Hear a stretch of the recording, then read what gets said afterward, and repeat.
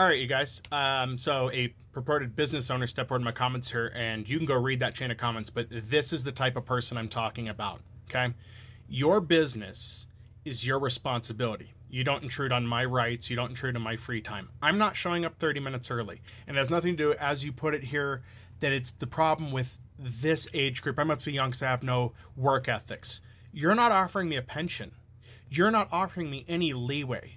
You're acting like it's in your graciousness to give me time off. It is my responsibility to make sure my vehicle is working. I can't do that, though, when you have me working a shift that prevents me from getting to the places allow my vehicle to get to work. So, no. You treat your employees like they're property or tools of your business, not people.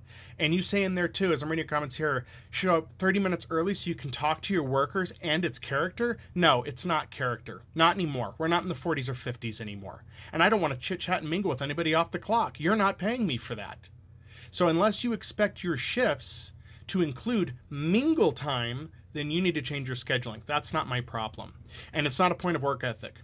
For minimum wage or sometimes less than that in some positions, it's not worth it. And even at $20, $25 an hour, me showing up 30 minutes early to the behests of you is not worth it. I work for you.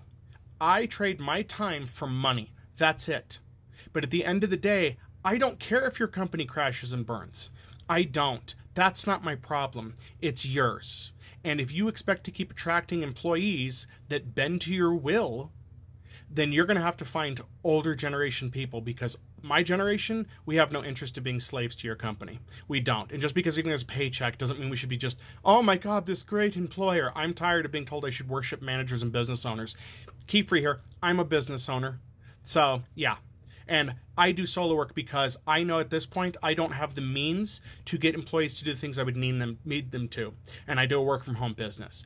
So yeah, I could go hire employees and expect them to do things that I wouldn't do, but that's not how this works. And as soon as business owners like you go away, and it looks like you're in a tree service, so maybe not, I could be wrong on that, but let's say that's the case, it seems to be this attitude comes from a lot of manual labor positions that still run on the theme that people are to be used for business and that's it.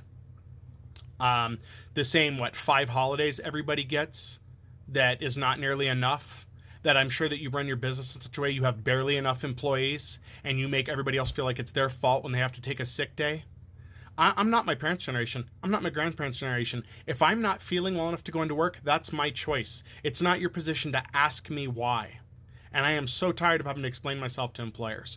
But your entire rant shows that. And anybody that works for your business, they should be leaving unless they're just of that generation that's too ignorant to know when they're getting screwed over.